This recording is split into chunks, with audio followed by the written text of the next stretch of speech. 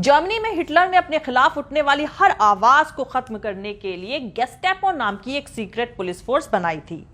26 अप्रैल 1933 को अपने वजूद में आने वाली यह खुफिया पुलिस नॉर्मल पुलिस की तरह सिर्फ लॉ एंड ऑर्डर मेंटेन करने का काम नहीं करती थी। यह गुंडे, बदमाश, चोर या कातिलों को पकड़ने का काम नहीं करती थी। यह खुफिया पुलिस थी, देश की हिफाजत करती थी। यह हिटलर की आइडियोलॉजी की हिफाजत करती थी। यह हिटलर के खिलाफ आवाज बुलंद करने वाले लोग, जिन्हें गद्दार और देशद्रोही कहा जाता था, उनको ढूंढती थी और फिर उन्हें बेरहमी से खत्म कर देती थी। इसी गेस्टापो सीक्रेट पुलिस का भूत भटकते भटकते शायद भारत में दाखिल हो गया है। हिटलर के बेहद करीब वफादार साथी जनरल हरमन गोरिंग ने गेस्टापो की कमान संभाली हुई थी। इस फोर्स को इतनी ताकत दी गई थी कि वो बगैर वारंट, बगैर मजिस्ट्रेट के ऑर्डर के किसी को भी गिरफ्तार कर सकती थी, जब चाहे किसी भी वक्त किसी को उठा सकती थी। और इस फोर्स को यह हुक्म भी दिया गया था कि हिटलर की हुकूमत के खिलाफ मुंह खोलने वाले हर शख्स की जासूसी और जांच करने के साथ साथ उन पर सिविल सैंक्शंस भी लगाया जाए। इस फोर्स के हाथों गिरफ्तार होने पर कोई भी इसके खिलाफ किसी अदालत में अपील नहीं कर सकता था। गेस्टापो ने हजारों की तादाद में लेफ्टिस्ट, इंटेलेक्चुअल्स, ट्रेड यूनियनवादी, पादरी और यहूदियों को गिरफ्तार करके गायब कर दिया और हजारों को आइसोलेशन में डाल दिया। इस पुलिस या आतंक के माहौल में जर्मनी के लोगों ने सत्ता से सवाल पूछना ही बंद कर दिया था। उनके चारों तरफ उस दौरान में जो कुछ भी लीगल, अनकॉन्स्टिट्यूशनल घट रहा था, उस तरफ से उन्होंने अपनी आंखें बंद कर ली थी। गेस्टापो का इतना खौफ था कि जर्मनी की आवाम ने हिटलर के खिलाफ बोलने, सुनने और देखने की ताकत खो दी थी। इस पुलिस ने यहूदियों को चुन चुन कर मारा और हिटलर के सियासी ओपोनेंट को बिना बात के सीधे गोली मारती थी। तो चलिए अब जर्मनी से भारत की तरफ लौटते हैं और ढूंढते हैं हिटलर की पुलिस गेस्टापो के भूत को, जो भारत में दाखिल हो चुका है। फिलहाल गेस्टापो के भूत ने अपना ठिकाना उत्तर प्रदेश में बनाया है। मतलब आप कह सकते हैं कि इसकी टेस्टिंग लेबोरेटरी योगी का उत्तर प्रदेश है।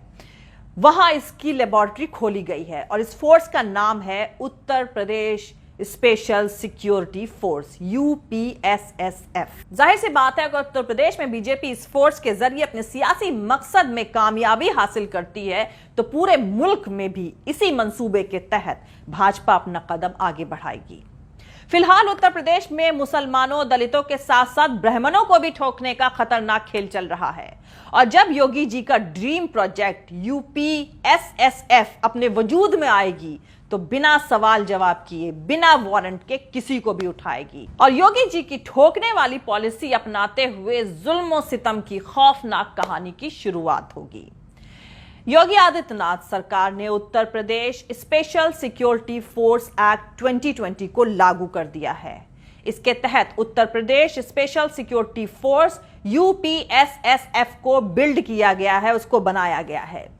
उत्तर प्रदेश सरकार की तरफ से रविवार यानी बीते संडे देर रात को कहा गया है कि उत्तर प्रदेश SSF मुख्यमंत्री योगी आदित्यनाथ का ड्रीम प्रोजेक्ट है। योगी जी के इस ड्रीम प्रोजेक्ट की सबसे अहम बात यह है कि इस फोर्स के पास वारंट के बिना ही तलाशी लेने का हक होगा और इस फोर्स का कोई भी मेंबर किसी मजिस्ट्रेट के ऑर्डर और किसी वारंट के बिना ही किसी भी इंसान को गिरफ्तार कर सकता है। मतलब इसके सिपाही बिना वारंट के आपके घर में घुस सकते हैं और आपको गिरफ्तार कर सकते हैं। और दूसरा, उनके इस एक्शन पर अदालत बिना सरकार की मंजूरी के रोक भी नहीं लगा सकती। तीसरा, इन्हें पेमेंट देकर कोई भी प्राइवेट उद्योगपति यानी इंडस्ट्रियलिस्ट भी इस फोर्स का इस्तेमाल कर सकता है। मतलब अब इंडस्ट्रियलिस्ट मजदूर नेताओं और जमीन ना देने वाले किसानों के घर में इस फोर्स को भेज सकते हैं और उन्हें गिरफ्तार करवा सकते हैं। और इन बेचारे किसान और मजदूरों को बचाने के लिए अदालत बीच में नहीं आएगी। इसके अधिकार यानी इसके राइट्स कानून से भी ऊपर होंगे, क्योंकि अदालत भी सरकार की इजाजत के बगैर SSF यानी Uttar Pradesh special security force की किसी भी प्रोसीडिंग में इंटरफेयर नहीं कर सकेगी।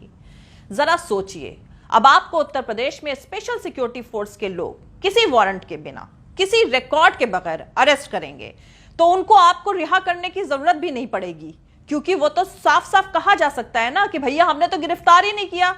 बस यही एक लाइन कहकर वो तो फ्री हो जाएंगे। ना कोई सवाल पूछेगा, ना कोई जवाब मिलेगा। भागते रहिए, इधर से उधर खटखटाते रहिए दरवाजे, कुछ नहीं होगा, क्योंकि इंसान को किडनैप करने की प्लानिंग लगभग तैयार हो चुकी है। आपके तमाम कोशिशों के बाद सिर्फ इतना होगा कि लोकल थाने में गुमशुदगी की रिपोर्ट दर्ज कर ली जाएगी। जाहिर सी बात है, हुकूमत के इशारे पर गलती से भी पकड़ लिए गए लोगों को जिंदा रिहा करने की कोई कंपल्शन, कोई प्रेशर नहीं होगा। और शुरू में इस तरीके से गिरफ्तार किए गए लोगों में सबसे ज्यादा मुसलमान और दलित होंगे। मुसलमान पहले निशाने पर इसलिए होंगे क्योंकि दाढ़ी बढ़ा रहे मुखिया तो पहले ही कह चुके हैं कि गद्दारों को उनके कपड़ों से पहचाना जा सकता है। तो दोस्तों, योगी जी के इस ड्रीम प्रोजेक्ट के तहत उत्तर प्रदेश में जो नई पुलिस फोर्स बनाई जा रही है, वो एक सियासी मकसद हासिल करने का भाजपा का एक छोटा सा एक्सपेरिमेंट है। अगर भाजपा इसमें कामयाब होती है तो देश में आने वाले वक्त में बहुत कुछ बदलने वाला है। मुल्क का कितना नुकसान होगा ना वो नापा जा सकता है, ना तौला जा सकता है। कैसे, क्यों और किस तरह सब बताऊंगी इस वीडियो में। लेकिन इससे पहले जो लोग हमारे इस चैनल पर नए हैं वो हमारा YouTube channel political Tamasha with doctor Arshi को सब्सक्राइब करके वहां पे लगी बेल आइकॉन को जरूर दबा दे ताकि आपको हमारे आने वाले हर वीडियो की अपडेट्स मिलती रहे। और दोस्तों, अगर आपको हमारा काम पसंद आता है, हमारे वीडियोस पसंद आते हैं तो www.patreon.com/Dr अर्शी खान पर जाकर डोनेट करके आप हमारे काम को सपोर्ट कर सकते हैं। तो चलिए शुरू करते हैं। तो दोस्तों, अब मैं आपको थोड़ी देर के लिए फिर से हिटलर की हुकूमत वाली जर्मनी में ले चलती हूं ताकि आप उत्तर प्रदेश के मुख्यमंत्री योगी आदित्यनाथ के ड्रीम प्रोजेक्ट वाली पुलिस यूपीएसएसएफ के वजूद में आने की असल बारीकियों को करीबी से समझ सकें। हिटलर की स्पेशल पुलिस गेस्टापो का हेड ऑफिस बर्लिन में था। हिटलर की इस पुलिस को किसी भी शख्स को सिर्फ शक के बिना पर गिरफ्तार करने का हक हासिल था।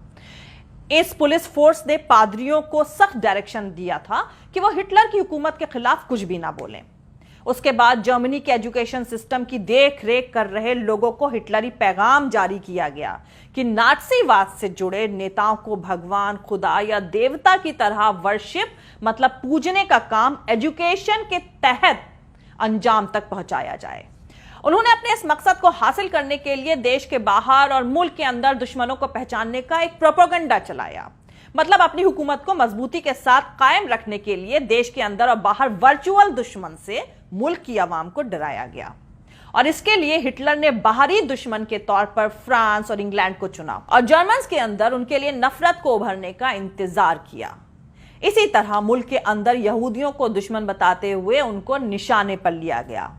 और इस प्लानिंग के तहत फर्जीवाड़े से जुड़े दूसरे रीजन भी बहुत अच्छे से इंप्लीमेंट किए गए। यह कहा गया कि फर्स्ट वर्ल्ड वॉर के दौरान जर्मनी की फौज की कमान यहूदी डेंडेफ और हिडनबर्ग ने संभाल रखी थी, जिसकी वजह से जर्मनी को बहुत बुरी तरह से हार का सामना करना पड़ा।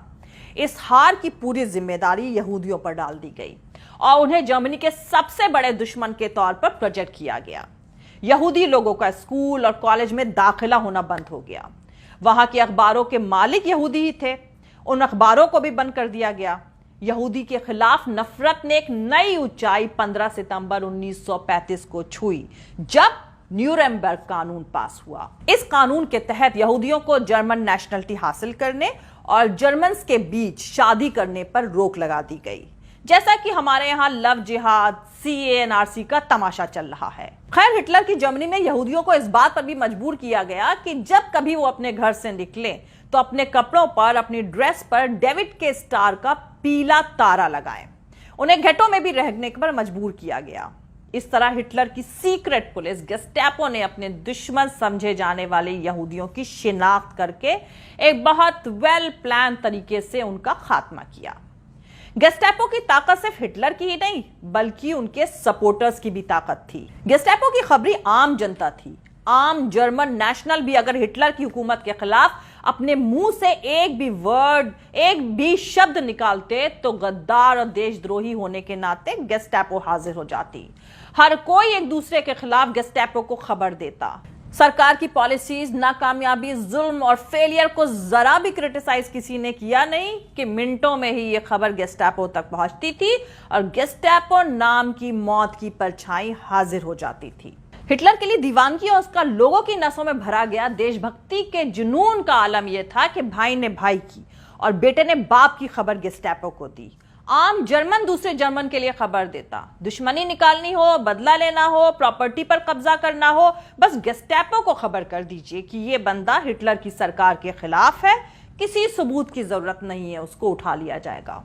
और उसका जिंदा लौट के वापस आना $1 मिलियन की लॉटरी निकलने के बराबर था। गेस्टापो ने जितने यहूदियों को खत्म किया, उससे ज्यादा ही नॉर्मल जर्मन्स को मारा।